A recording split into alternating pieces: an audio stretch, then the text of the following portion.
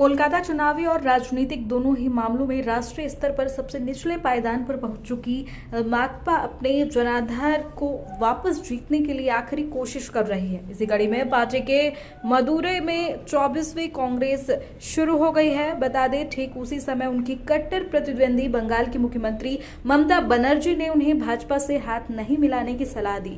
कई वामपंथी ऐसे हैं जिनका मैं सम्मान करती हूँ। जी हाँ, राज्य सचिवालय नवरात्र में सीएम ममता ने कहा कि मैं ये नहीं कहती कि सभी वामपंथी एक जैसे हैं। ऐसे कई लोग हैं जिनका मैं सम्मान करती हूं, लेकिन भाजपा के कुछ मित्र भी हैं, मैं उनसे कहती हूं साथ ही उन्हें भगवा और लाल को एक साथ नहीं जोड़ना चाहिए।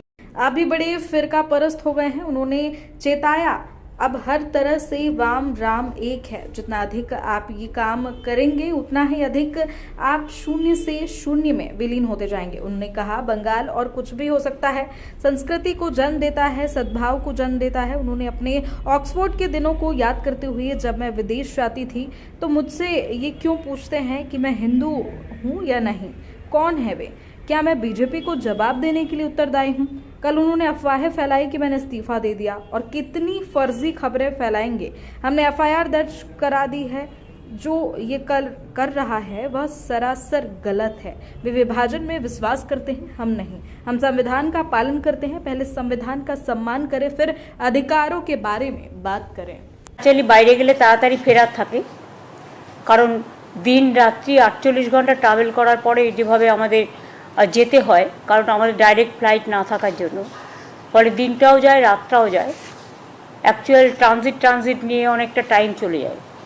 সেই জন্য সকলেই খুব টায়ার্ড ছিল, তাই সেদিন আর কিছু বলা হয়নি। আর ওটা নিয়ে তো অলরেডি আপনারা রিপোর্ট করেছেন, আপনাদের সাংবাদিক বন্ধুরা গিয়েছিলেন, তারা তাদের মতো করে করেছেন, সুতরাং তারা আপনাদের ইনফরমেশন দিচ্ছে। আমি ওটার ব্যাপারে যাচ্ছি না। আমি আজকে যে জন্য আপনাদের ডেকেছি সেটা হচ্ছে, আমি একটা ব্যাপারে খুব শঙ্কিত এবং আমি দুঃখিত এবং আমি মর্মাহত। সেটা হচ্ছে, সোসাইটির ইকোনমিক প্যারামিটারস হচ্ছে গরিব মানুষরা যাতে তাদের ন্যায্য জিনিস পায় ন্যায্য মূল্যে।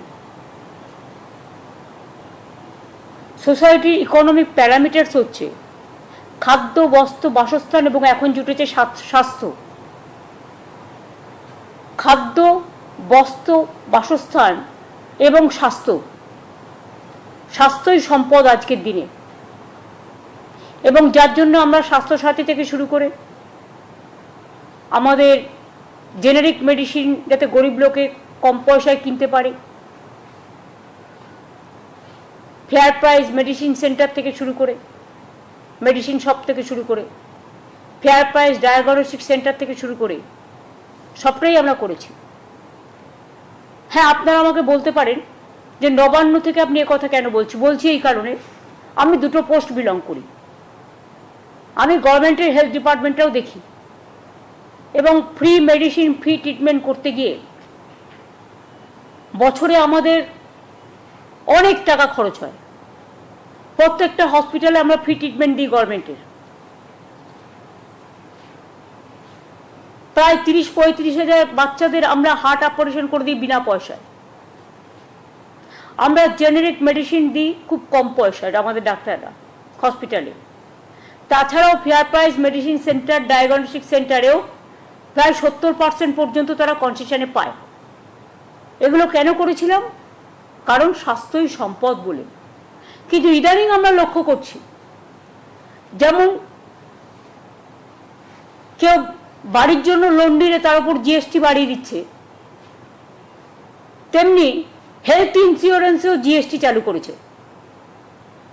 আমি বারবার চিঠি লিখে প্রধানমন্ত্রীকে আবেদন করেছিলাম যে হেলথটা হচ্ছে মানুষদের ওয়েলথ, হেলথের ওপরে বাধা নিষেধ আরোপ করে ট্যাক্সেশন করা উচিত নয়।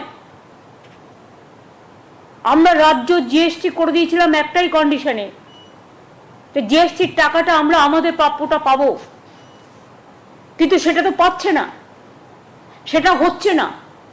গরিব লোকেদের সব কাজ বন্ধ করে দিয়েছে সেন্ট্রাল গভর্নমেন্ট। তাহলে সেন্ট্রাল গভর্নমেন্টে আছে কিসের জন্য?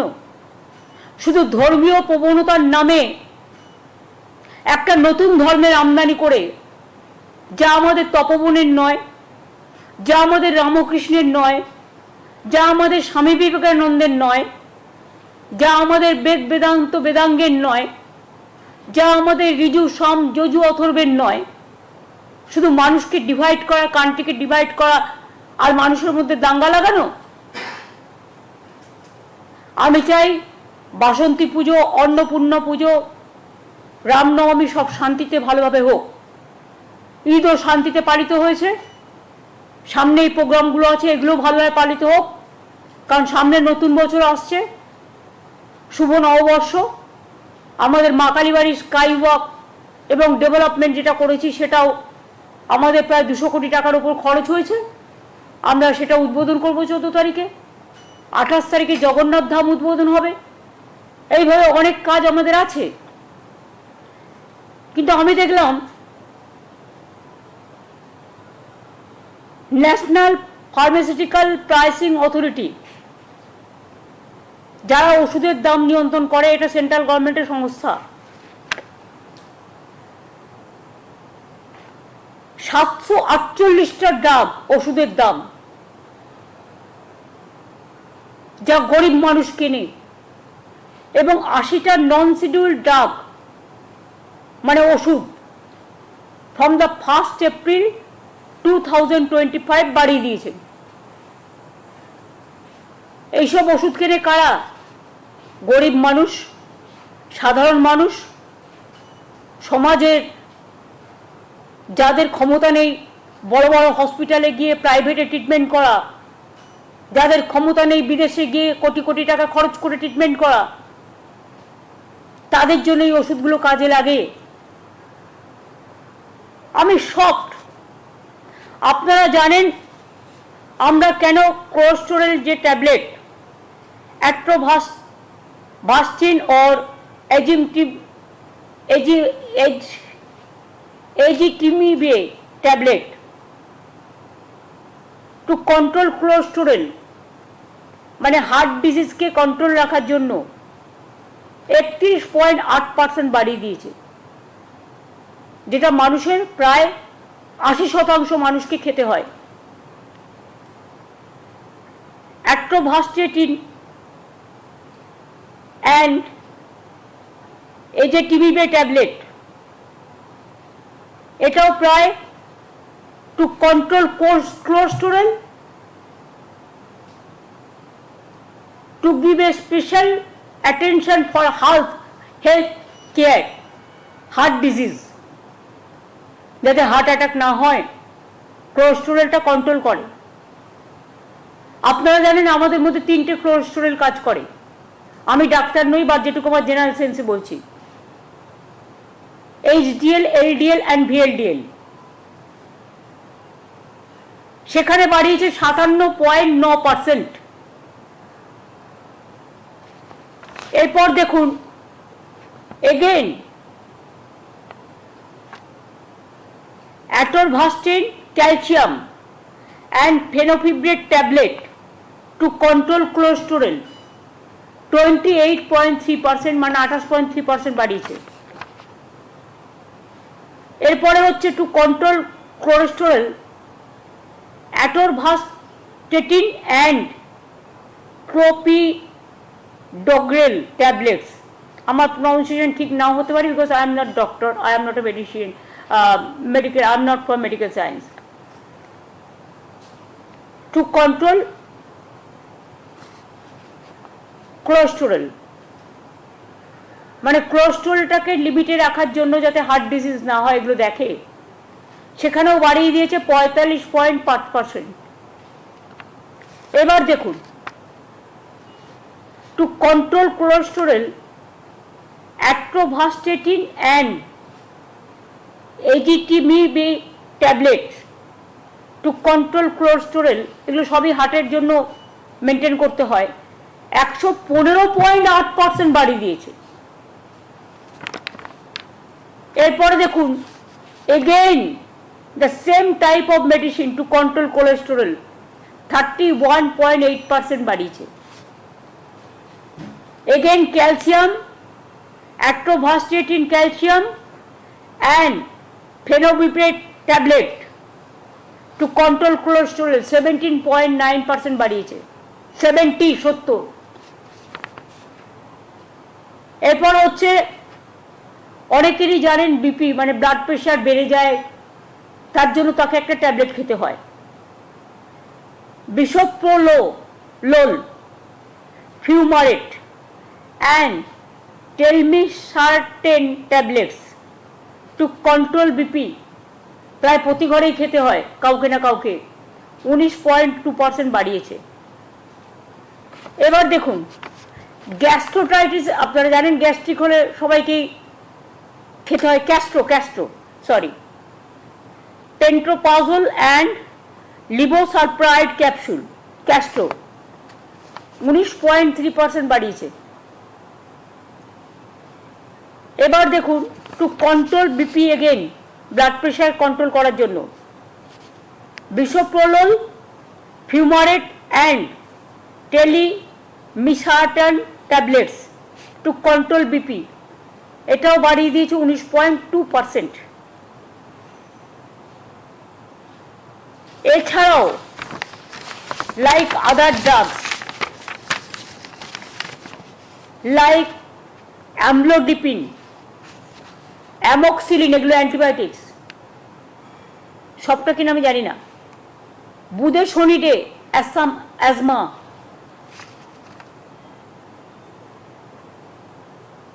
কার্বোপ্ল্যাটিন অ্যান্টি ক্যান্সার, সিপ্রোফ্লক্সাসিন,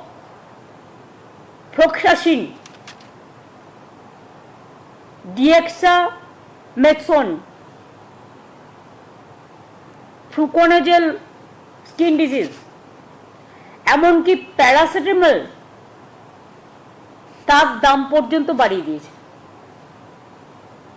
এর আগেও কিছুদিন আগে বাড়িয়েছিল, আপনাদের মনে আছে নিশ্চয়ই। রিসেন্টলি টোল ট্যাক্সও বাড়িয়েছে।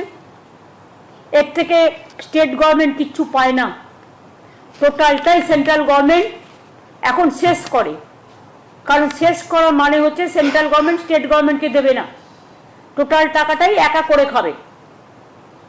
তো যারা মানুষকে স্বাস্থ্য না দিয়ে, স্বাস্থ্য আমাদের সম্পদ, চিকিৎসা করবে কোথা থেকে মানুষ? এই ওষুধগুলো যখন ডক্টর প্রেসক্রাইব করবে, কাউকে 97% বেশি দিতে হবে, কাউকে 57% বেশি দিতে হবে, কাউকে 40% বেশি দিতে হবে, কাউকে 50% বেশি দিতে হবে, মেডিক্লেম করা থাকলেও তাকে দিতে হবে। তার মানে এটা কাদের জন্য হচ্ছে? এটা কি ঠিক যে is it for one section of people, যারা কমন পিপুলের মধ্যে পড়ে না, যাদের ক্ষমতা আছে, কোটি কোটি টাকা আছে, যারা কোটিত্ব দিয়ে ট্রিটমেন্ট করতে পারে, এটা কি শুধু তাদের জন্য সরকার চলবে? নাকি যারা গরিব, যারা মধ্যবিত্ত, যারা সাধারণ মানুষ, মধ্যবিত্ত সাধারণ, বুক ফাটলেও মুখ ফাটে না, মুখ খোলে না, কারণ তাদের সম্মান সবচেয়ে বড় ঐতিহ্য। আমি এটা তীব্র প্রতিবাদ করছি এবং এটা টোটাল উইথড্র করার জন্য অনুরোধ করছি। এবং এর প্রতিবাদে, যেহেতু স্বাস্থ্যটা আমাকেও দেখতে হয়, আমি মামাটি মানুষকে যারা সমর্থন করেন, এবং আমি অল ইন্ডিয়া তৃণমূল কংগ্রেসের চেয়ারম্যানও আছি, যেহেতু 6 তারিখে রামনবমী, আমি কিছু করব না, শান্তিপূর্ণভাবে কাটুক পুজো। আমরা 4 আর 5 শুক্রবার এবং শনিবার বেলা 4টের সময়, বেলা 4টে থেকে 5টা, 1 ঘন্টা প্রতি ব্লকে, প্রতি ওয়ার্ডে ওষুধের দাম বাড়াচ্ছ কেন? মানুষের স্বাস্থ্য আজকে বিঘ্নিত কেন? মানুষের স্বাস্থ্য কেড়ে নিচ্ছ কেন? আর কত দাম দিতে হবে মানুষকে সুস্থ থাকার জন্য? এই দাবিতে আমাদের এলাকায় মিছিল মিটিং হবে। এবং সাধারণ মানুষকেও আমি বলবো, তারা নিজেদের মতো করে, কারো এনজিও থাকতে পারে, কারো স্কুল থাকতে পারে, কারো ক্লাব থাকতে পারে, তারাও এটাকে প্রতিবাদ করুন। যদি না করেন, আগামী দিন মনে রাখবেন, রোগী অসুস্থ হলেও সেন্ট্রাল গভর্নমেন্টের এই একতরফা স্বৈরাচারী সিদ্ধান্তে স্বাস্থ্য কিন্তু বিপাকে পড়ে যাবে। আর স্বাস্থ্য না থাকলে সম্পদ থাকে না, স্বাস্থ্যই সবচেয়ে বড় সম্পদ। আর কত টাকা পেলে কেন্দ্রীয় সরকার নিজেদের ঝুমলাবাজি বন্ধ করবে? ইলেকশনের সময় বড় বড় কথা, আর ইলেকশন হয়ে গেলে তখন সব উইথড্র করে নাও। কেন জিএসটিতে, মেডিক্লেমে জিএসটি দিতে হবে? কিসের জন্য? কেন মানুষকে একটা ফ্ল্যাট কিনতে গেলে জিএসটি দিতে হবে? কেন হিরেতে জিএসটি ট্যাক্স নেই? কেন জিরেতে জিএসটি ট্যাক্স থাকবে? কোথায় জানে সাধারণ মানুষ, গরিব মানুষ? আমি পরিষ্কার বলছি, let the good sense must prevail. We cannot accept the price hike of medicine and GST for mediclaim. We cannot accept. And I will request my parliament members also, they are fighting for walk up today, because the Jumla party is only one point program to divide the country, and they believe only divide and rule policy, what we don't. আমাদের constitution আমরা মানি। আগে কনস্টিটিউশনকে শ্রদ্ধা করো, তারপরে কারো অধিকার কেড়ো।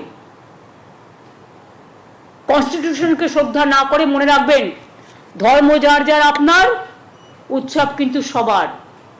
এবং পরিষ্কার আমি বলছি, আমি কিন্তু শ্রীকৃষ্ণের বাণীও শুনি, স্বামী বিবেকানন্দও পড়ি, নেতাজিও পড়ি, গান্ধীজিও পড়ি, আম্বেদকরও পড়ি, আবুল কালাম আজাদও পড়ি, রামকৃষ্ণও পড়ি।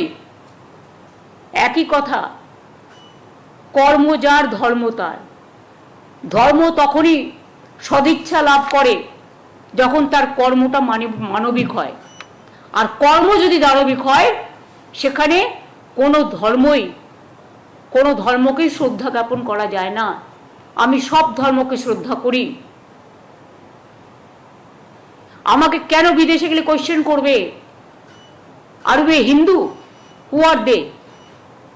Am I compelled to reply my question to BJP party?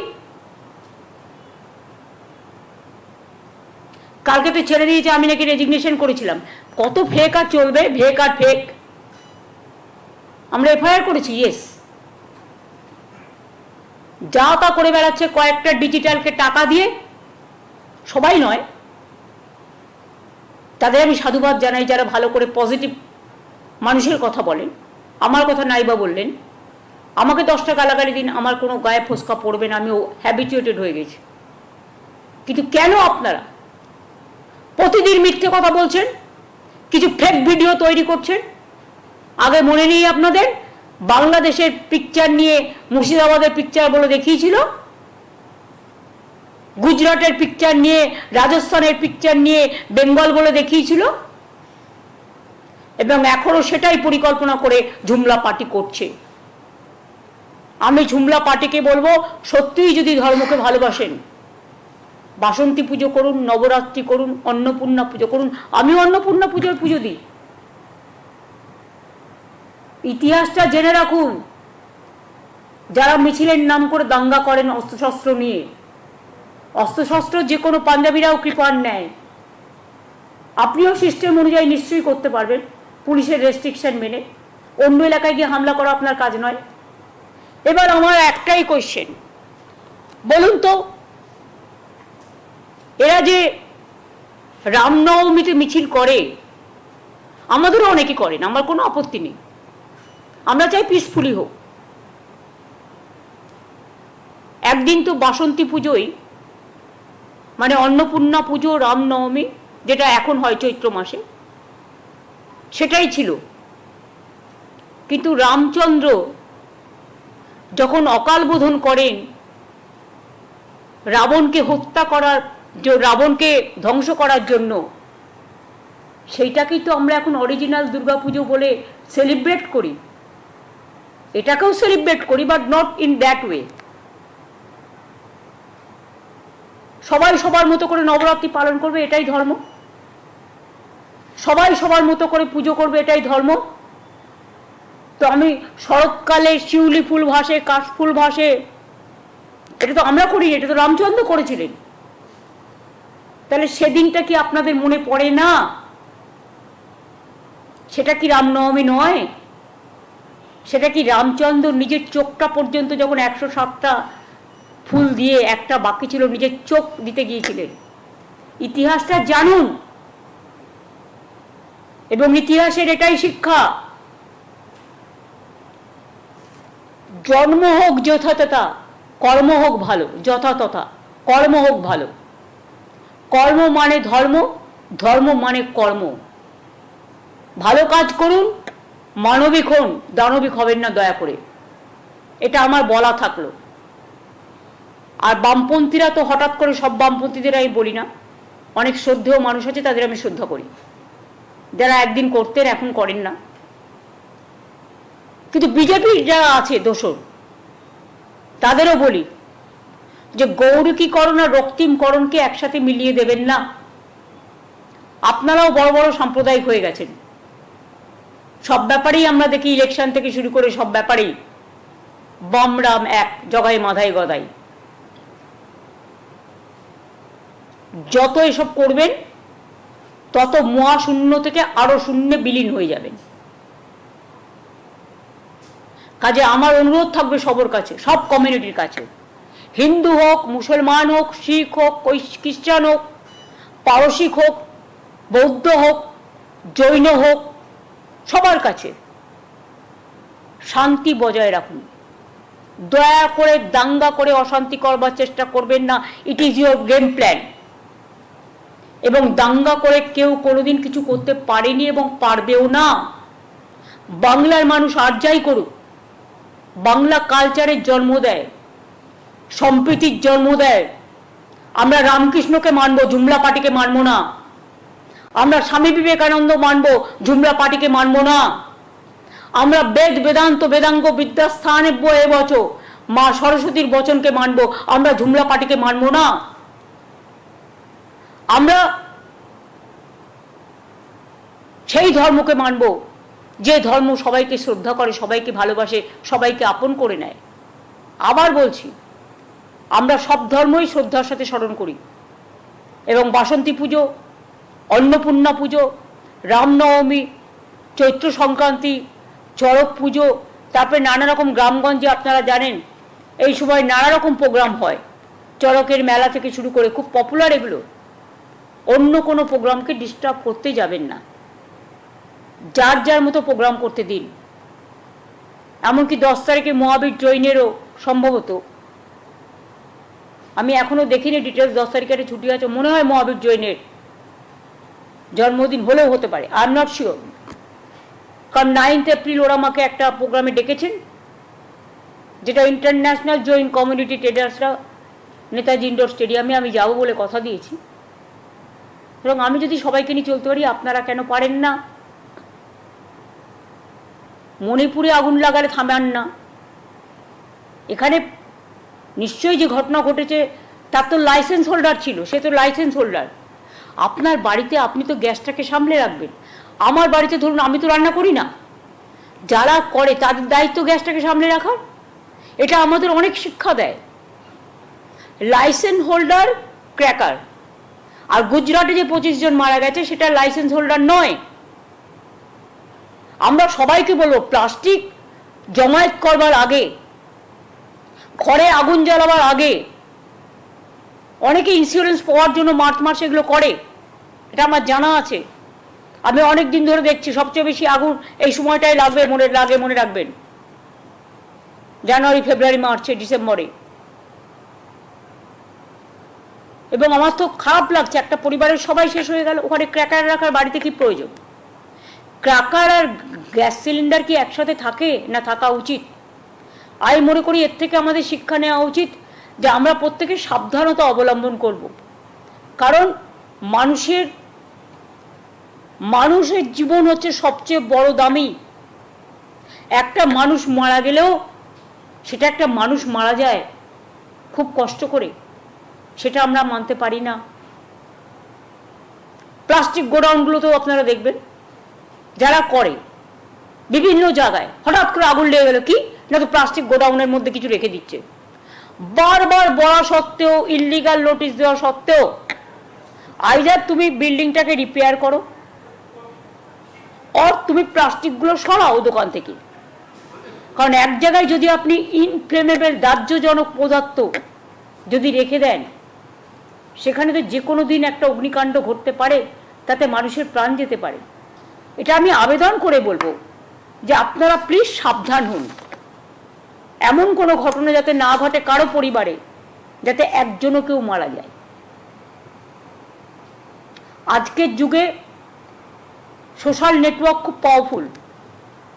আমি সোশ্যাল নেটওয়ার্কের মাধ্যমেও, ডিজিটাল এবং প্রেস মিডিয়ার মাধ্যমেও অনুরোধ করব, মানুষকে বাঁচানোর জন্য আপনারা সচেতনতা বৃদ্ধি করুন। এ ব্যাপারে আমাদের পূর্ণ সমর্থন আছে এবং তাতে যার ছোট্ট কাঠবিড়ালির মতো আমরা যদি কোনো সাহায্য করতে পারি, আমরা আছি আপনাদের সাথে। এইটা আমার বলার ছিল। আশা করি আমি আপনাদের বোঝাতে পেরেছি। আমার বাংলা বুঝতে পেরেছেন কি পারেননি? ঠিক আছে, থ্যাংক ইউ সো মাচ। আগাম অন্নপূর্ণা পুজোর সবাইকে শুভনন্দন। তারপরে অবশ্য পয়লা বৈশাখ আসবে, তখন আবার জানাবো। মহাবীর জৈনের জন্মদিন আসছে, সবাইকে শুভেচ্ছা। সবাই ভালো থাকুন, ভালো করে পুজো, ঈদ, বড়দিন, মহাবীর জৈন, গুরু রবিদাস, মতুয়া ঠাকুর, পঞ্চানন বর্মা, যে ধর্মে যে আছেন, জায়েদ থান, মাঝি থান, সবাই ভালো থাকুন, সবাই ভালো করে করুন।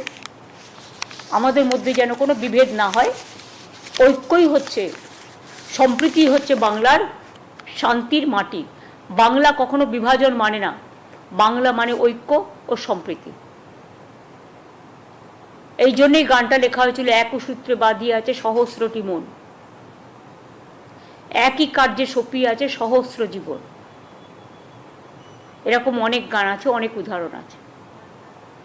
এর জন্যই বাংলার মাটি বাংলার জল রবীন্দ্রনাথ ঠাকুর গেয়েছিলেন, যেটা আমাদের এখন রাষ্ট্রীয়, আমাদের রাজ্যের মেন সঙ্গীত। এরকম অনেক উদাহরণ আছে, একটা নয়।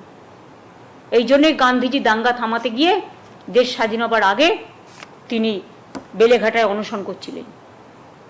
তো এদের সবাইকে আমরা ভুলে যাব? দেখবেন বেলুর মঠেও একটা দরগা আছে। আমি একদিন জিজ্ঞেস করেছিলাম বেলুর মঠের মহারাজদের, তখন সুইতানন্দজিরা ছিলেন, যে আপনাদের এখানে দরগা আছে? বললে এটা অনেক আগে থেকেই আছে। তারাও তো পারতেন এটা ভেঙে সরিয়ে দিতে, কই তারা তো করেননি। তাহলে তারা যদি এক জায়গায় থাকতে পারে, আমরা কেন পারি না? আমরা তো আমাদের ঠাকুরের আসনে রামকৃষ্ণ সারদামার ছবি রাখি, স্বামী বিবেকানন্দের ছবি রাখি, কারণ তাদের আমরা মানবিক দেবদেবী হিসেবে পুজো করি। অহিংসা পরম ধর্ম, এগুলো আমরা মানবিকভাবে আমরা প্রচার করি। আমার এটুকু বলার ছিল, দিস মাচ। আমি আশা করি ওষুধের দামটা নিয়ে এবং এটা নিয়ে আপনারা একটু ভালো করে যদি মনে করেন প্রয়োজন আছে, কারণ এটা আপনাদের পরিবারেও দরকার হতে পারে কখনো। ক্যান্সারের ওষুধের দাম কেউ বাড়ায় বলুন তো? যে ক্যান্সার হ্যাজ নো অ্যান্সার, একবার মানুষ যদি বিপদে পড়ে তার কি অবস্থা হয়ে যায়। আগে ব্লাড সুগারের ওষুধের দাম বাড়িয়েছে, কিডনি ডায়ালিসিসের যে ওষুধ আসে সেগুলোর দাম বাড়িয়েছে। তা সবই যদি বেড়ে যায়, সরকারটা তো পড়ে যায়। এদিকটা নজর দেওয়ার জন্য অনুরোধ করছি।